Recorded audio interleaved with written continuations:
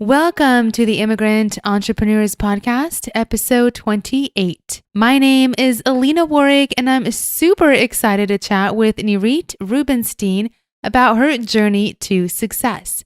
Nirit immigrated with her family from Israel when she was very young, and her parents only had $500 in their pockets when they came. Although she practically grew up in the United States, she always had a special spot in her heart for Israel. In this episode, she shares how she ended up going back to Israel to serve in the Israeli Air Force and how that experience helped her in the entrepreneurial journey. Not only did she serve in the military in Israel, but she also attended a college there to obtain her bachelor's degree in business and economics. She launched her credit repair company, Davoli, when she had 3 kids and at the age of 41. She's a true inspiration to many women entrepreneurs and immigrants as well. So let's dive right in and hear all about her exciting journey. So Nirit, thank you so much for coming onto the Immigrant Entrepreneurs Podcast. I truly appreciate your time, and I'm so honored to share your story with the world. So how are you doing today? I'm great. Thank you for having me on the show. So let's talk about your immigrant journey. Tell us where you're from and when did you come to the United States?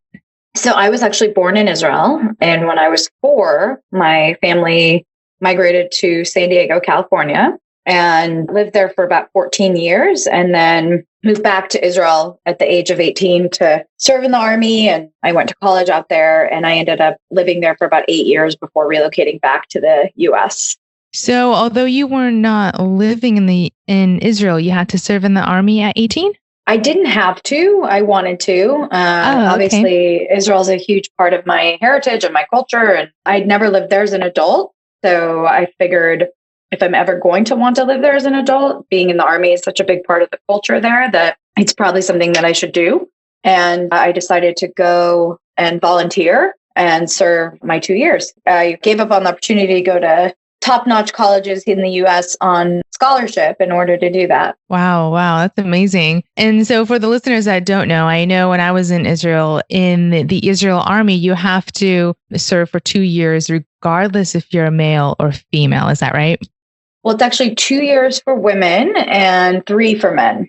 Oh, got it. Okay. Yeah. So just because you're female does not excuse you from serving at the Army. No, it's still very much part of the culture and the life in Israel and what you do when you live there. So what part of the Army branch did you serve? I was in the Air Force. Oh, okay.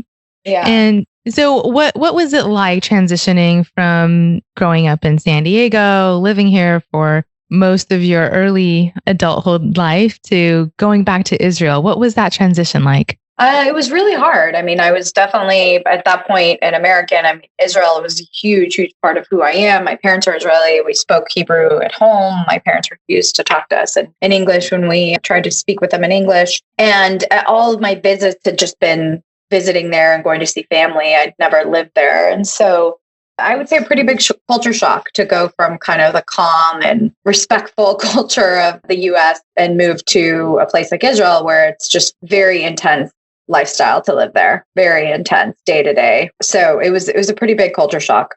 Were you there at all when some of the bombings were happening? Yeah, I mean, I was there from 94 until 2002. So yeah, there were definitely some kind of suicide attempts and bombings that were happening at that time. And 94 was really there was a lot of it then. And what were your emotions at that point? Did you want to quit and go back home? No, never.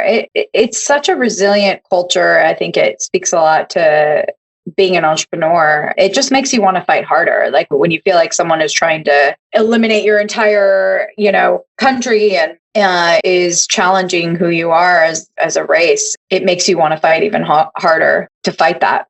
Yeah, awesome.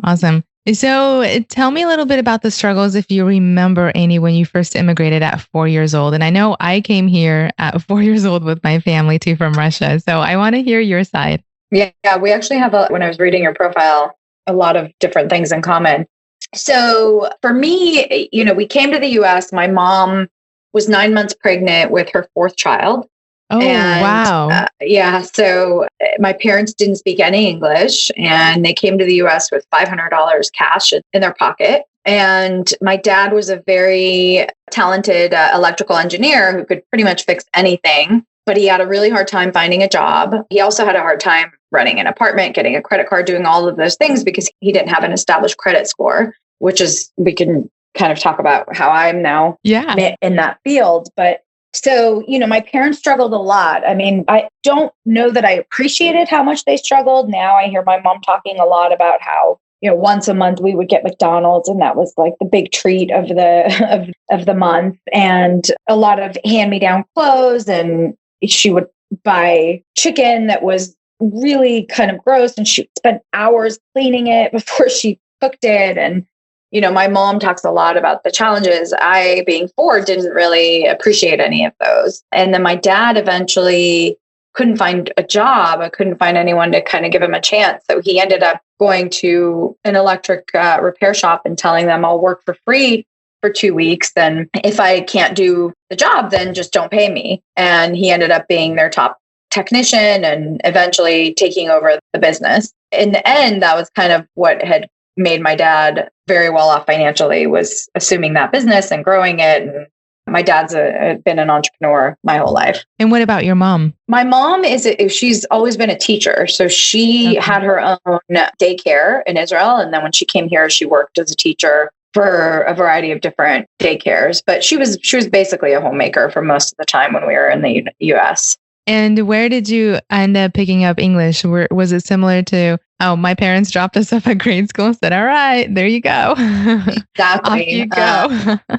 Just exactly that. So I was not old enough to be in kindergarten. I missed the cutoff. I'm a December baby.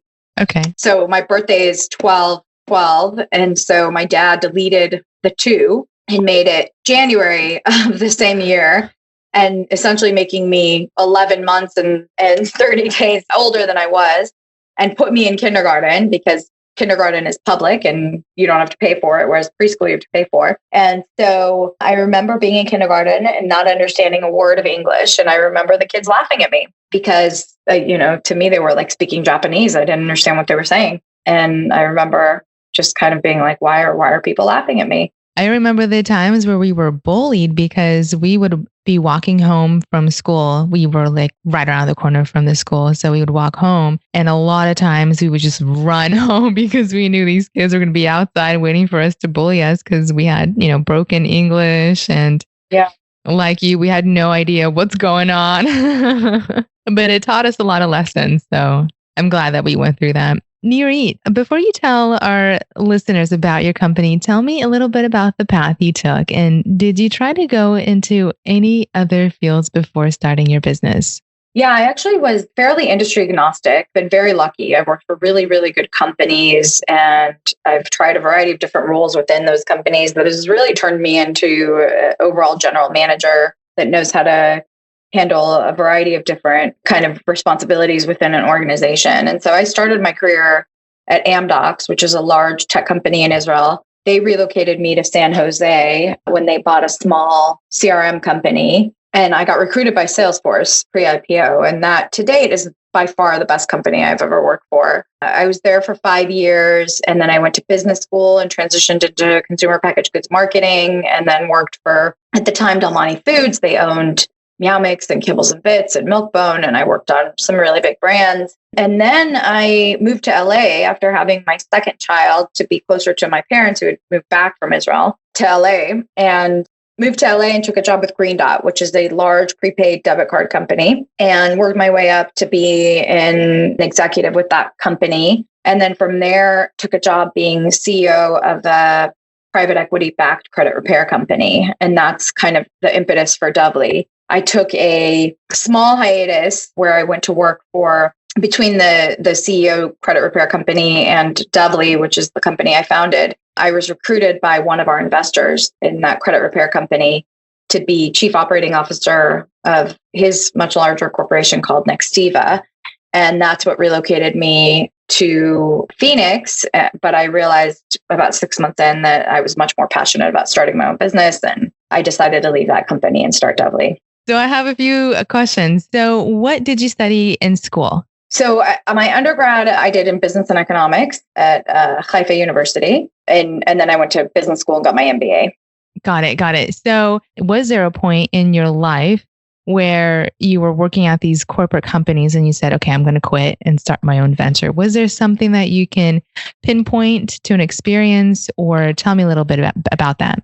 I mean, I would say that I've always had kind of that entrepreneurial drive, and but I've been very risk averse. I think a lot of it has to do with my parents' need for security, not so much my own, and always kind of driving me to be take the job that is very secure and stable and high paying and high profile. And that's really what I've been doing most of my career. And so it took meeting a certain person in my life who I think got me to take the plunge and really believe in myself. And I've always wanted to do it, but it kind of took someone telling me, like, this is your time, that, go. And it's more complicated than that. It wasn't just them telling me this is your time. It was also, someone who had gotten to know me very well, who kind of understood what drove me and was working with me for a long time as an executive coach. And so it was definitely an evolution, but it's something that I've always known that I've wanted to do, but I was scared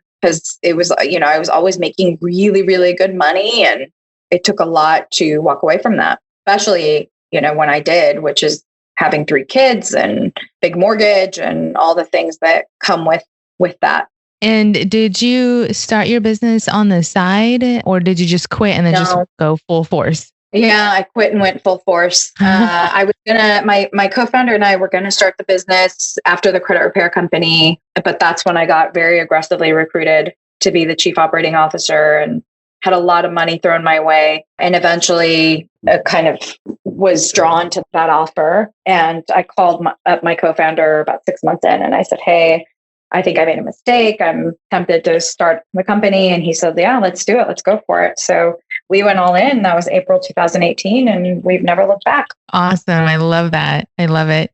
So tell us a little bit more about Doubly and what you guys do. So Doubly is the first fully automated credit repair platform that is based on a very sophisticated algorithm that's proven to improve credit scores. So we've developed an algorithm that looks at countless different factors and automatically creates a custom dispute plan for each individual with all 3 credit bureaus. So we work with the credit bureaus to remove items from your credit that are weighing down your score. And it's all automated. Okay.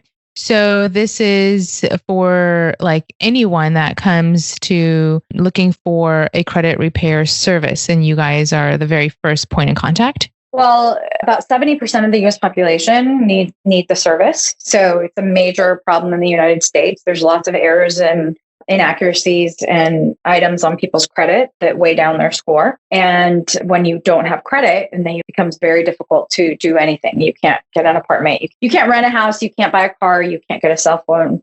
So your credit score is a very important factor in your financial well-being. But at the same time, the system is very flawed, and there's a lot of issues and errors with the data. And the credit bureaus don't really take the time to correct those issues because we're not the end user. The end user is the companies they're selling the data to. And so there's a disconnect between us as the individual, where the score is so detrimental to our life. At the same time, the credit bureaus don't really care about us as individuals and are making a lot of money selling our data, whether it's accurate or not. So for us, it's about really being the first forward-thinking company that puts the consumer at the heart of what we do. So there's a lot of credit repair companies out there, but they're all call center based with very aggressive call center agents, locking you into very exorbitant monthly fees, on average $100 to $150 a month. And they're not effective at all. They actually hurt you oftentimes more than they help you. Wow. So for us, it's a much more tactical, scientific approach to the process. I mean, we view ourselves first and foremost as a software company, and second as a credit repair company. Yeah, it seems like you guys are providing a more of a human approach than calling through a call center. So I love that. Yeah. And I feel like, I hear a lot of people when they want to fix something on their credit reports and they contact all these companies, there's absolutely no response for months and months until you get a hold of someone to get something fixed or corrected. And is that still the case? Is that where you guys kind of like pick up the tab on that and get instantaneous results? So it's not instantaneous. There's nothing instantaneous about credit. It's a lot quicker for sure. It's the most efficient you'll find for sure. But the way that it works, if you're trying to improve your credit on your own, you really have to know how to navigate the system. You have to know how to use the laws in your favor in order to get the credit bureaus and creditors to do what you need them to do. And consumers don't often know how to do that. And so the problem is there's 3 different bureaus, there's hundreds, if not thousands of creditors. There's a lot of different factors that go into the mix. And so our algorithm, you come to our site, we pull your credit, we show you all of the negative items weighing down your score. You tell us which ones you want us to dispute. And then our algorithm is determining, okay, you've selected 10 items. Which ones are the ones that are going to be the most impactful for your credit? Which items do we pair together to get the best effectiveness? There's 32 different trade lines, parameters within each trade line. So a trade line could be like your mortgage or your credit card, one of your credit cards. So all 32 of those parameters need to be accurate in order for that to remain on your credit. So knowing which one of those parameters to dispute, it's a pretty complicated process that the average consumer just doesn't know or understand, and nor should they. I mean, you need to literally, my co-founder's been in the space for 20 years. So it's been a long time in the making to get to his institutional knowledge that we've really built the product on. Wow. Thank you so much for breaking that down. I had no idea. It's important for us to know about our credit scores. For sure. So how old were you when you started your business? So it was about 3 years ago. So I was 41. Awesome. And 3 kids. Yep. Yeah. Important to notate that. So Nirit, did you have to raise any capital to start your business? Yeah. So we've done a couple raises. I mean, we first bootstrapped it and put in our own money. And then we raised a pre-seed round of $600,000 in August of last year. And then we ended up raising a seed round of $2.3 million in May of this year. So wow. So we've raised almost $3 million to date. Wow, that's amazing. And any more to go? Or are you guys done? It depends. I mean, we're definitely on that trajectory of kind of going out and getting our Series A in another 9 to 12 months or maybe even longer. But it depends. If some of our partnerships end up materializing sooner rather than later, then we may not need to. So It really just kind of depends on how our revenue and user base continues to grow. Thank you. Thank you so much for sharing that. Nirit, did you have any mentors that helped you out to start your business? I mean, I don't know if there's mentors to help me start the business. I think there are mentors that I've interacted with throughout my entire life that I think have inadvertently mentored me to start my business, right? I mean, first and foremost being my father, who's a serial entrepreneur, and I've kind of seen him run businesses since I can remember. And I think a lot of it is just I've been in business in one capacity or another for over 20 years. And I've had the fortune of working with some really great leaders and seeing them and how they operate and how they think about the business. I've also run businesses myself, from really small ones to really big ones, that I think have helped me, learning that on someone else's dime, if you will, because I was working for a bigger company, was definitely beneficial. And oftentimes I'm just blown away that these 20, 25-year-olds end up starting a business and being successful, because I feel like so much of what I know is from years and years of being a manager and a leader myself. So it's just an accumulation of knowledge and being involved with some really good people along the way. So you've had invisible mentors. They've been guiding you unintentionally, but you've been soaking it all in. Correct.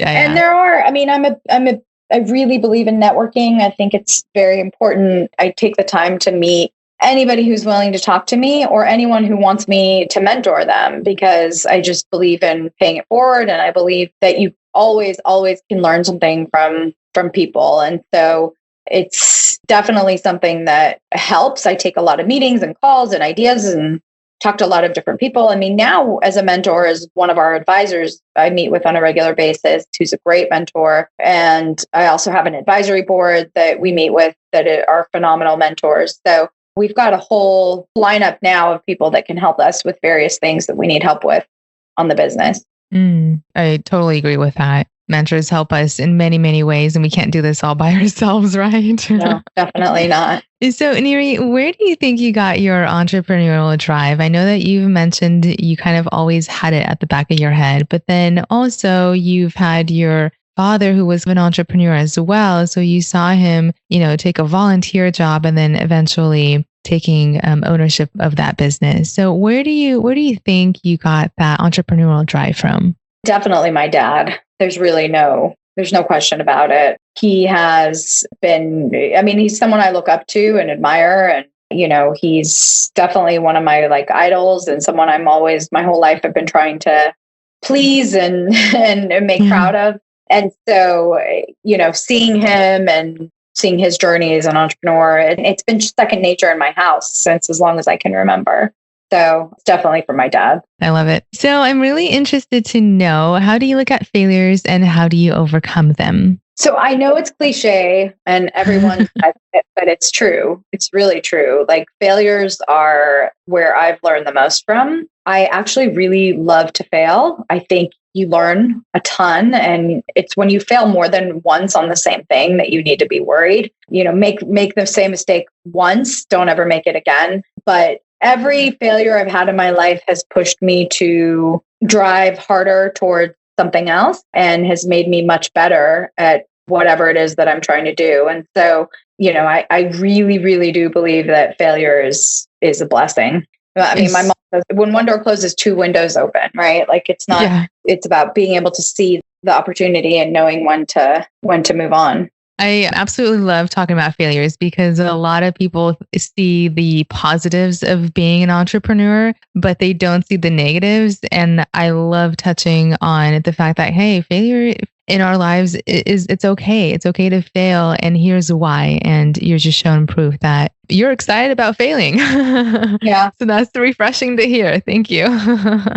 So let's switch gears and talk a little bit about the successes. Are there any successes that you would like to outline from your immigrant entrepreneur journey? I think being both an immigrant and an Israeli has given me a lot of my characteristic, is really turned me into who I am today, which is someone who's super resilient and stubborn and resourceful and scrappy and nimble and all of those characteristics that regardless of whether I was running a multi-million-dollar corporation or a small startup, these are all things that have come in handy. And so I am relentless when it comes to business and financials. I am a huge consumer advocate. I know how to ask for what's mine, which especially for females, I think is really challenging. I often see so many women kind of second guess themselves or not want to ask certain things.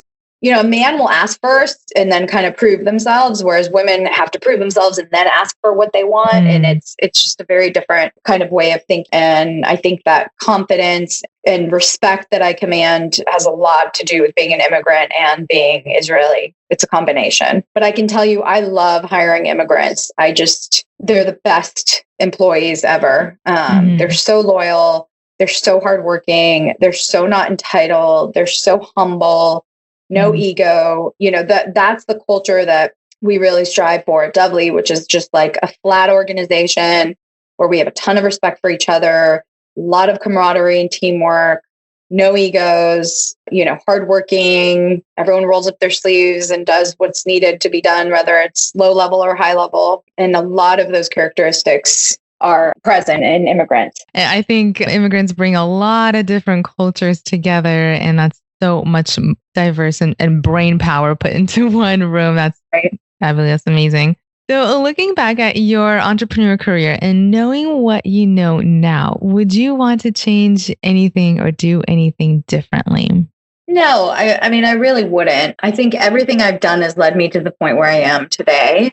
Obviously, there are different business things that we've done that were stupid that I wouldn't do again, but that, as they pertain to running the business on a day-to-day basis. But in terms of major life decisions or career moves or, when to start the business, I wouldn't change a thing. I honestly wouldn't. So, what are some business goals for you? What's next for you, say, for the next couple of years? It's all about growing doubly. We really want to build a name for ourselves and change the industry as it stands today. And our ultimate goal is to become $1 billion company and to do it within 5 years. That's the ultimate goal that's driving us. Wow, that's fabulous. Getting this in the hands of as many people as possible. I'm sure you're going to succeed that goal. Amen. Yes. So is giving back, either volunteering time or giving back to the community, something that is part of your business values? Yeah, absolutely. I mean, both Tedis and I are veterans, granted of different militaries. He's a Marine and I'm Israeli Army. And so in general, veterans are very close to our hearts. I would say in the same way immigrants are. He's an immigrant too, by the way. And so we are looking to do programs where we provide free services to vets. And in terms of giving back, I mean, honestly, that for me, it's I give back a lot of my time, and I do as much as I can to mentor and coach women and entrepreneurs and business people in general. And that's kind of where I spend a lot of my time. And, in general, our business model is giving back to the people in need. I mean, that's the entire premise of our business. Is we launched a product earlier this year that we lose money on because we felt like with COVID, people needed the product more than ever. And so it's much more than just, we're part of this program or part of that program. It's everything that we do as a business is all about taking care of people in need. Mm-hmm. So really in our DNA. So has COVID affected you guys at any point? Yeah, it did. It definitely affected us in the sense that, we were a growing company and we ended up having to hire people remotely, which was very difficult to build a culture. And then the other way that it impacted us from a business perspective is we decided to launch what is called Doubly Starter, which is our kind of leading product now. It's become one of our most popular products, where we're giving this to people for the most affordable price that's ever existed in the marketplace. I mean, we did a Black Friday deal for $1.99 a month where you can repair your credit for $1.99 a month. So it's completely unheard of. Practically free. Practically free. And really that's what we're driving towards. Eventually we hope to be free. And in a lot of ways, it was making sure that our kind of employees were okay and they felt supported and they had the support network that they needed, that we were able to still grow the company, that our customers felt like they had the resources they needed in order to navigate the situation. Sadly, I think the impact of COVID is going to be really, really big on our business because more and more people are going to need the service probably in the next year or two, especially with just where people's finances are going to be, as well as the rise in identity fraud. It's completely out of control right now what's going on the internet. My identity was stolen last week. So it's crazy. More and more people are going to need the service. Yeah. And I feel pandemic or no pandemic, we all need financial services. So yeah, for sure. You're definitely in the right market out there and protecting the lives of consumers. That's awesome. So what are some things you would advise the next aspiring immigrant that wants to start their own business listening to you right now? I mean, I think it's the same thing for any entrepreneur. I wouldn't say that it would be any different necessarily for an immigrant. If anything, I think immigrants have a leg up because of their resourceful, scrappy way of thinking. But the best kind of advice that I give people is to just do it and never think that there's going to be a better time to do it. So in other words, it's kind of like having a baby or moving. There's never a good time. You just need to jump in and do it. And have faith in yourself when everyone is going to tell you that your idea is not a good idea, how hard it is to start a business. It's hard. So expect it to be hard, but nothing in life that's good is easy. So, you want something good, you got to work hard at it. So powerful. Thank you. Thank you so much for sharing that. So I have some super, super fast questions for you to wrap it up, if you're okay with that. Sure. What time do you normally start your day? 5 a.m. How many employees do you have? 13. And how often do you watch TV in a week? Once or twice. Okay. And then how many hours of work do you normally put in, say, in a week? 70, maybe. 70? Maybe even 80. Yeah, I mean, on the weekends too, if you count the weekends. Okay, awesome. So, Nirit, thank you so much for coming on the Immigrant Entrepreneurs podcast. You are extremely passionate about the financial successes of all the consumers, and I truly believe that you will surpass all of your business goals. Thank you so much for sharing your inspirational story with us. Thank you. Alrighty, guys. Thank you so much for tuning in. I just wanted to ask if you can give me a quick shout out wherever you're at listening to this podcast. I'd love to give you a shout out as well on a future episode of mine. Also, if you're an immigrant entrepreneur listening to this show and would love to be featured on my podcast, go ahead and email me and we'll get connected. I'll see you guys all next time for another exciting and impactful episode. Take care.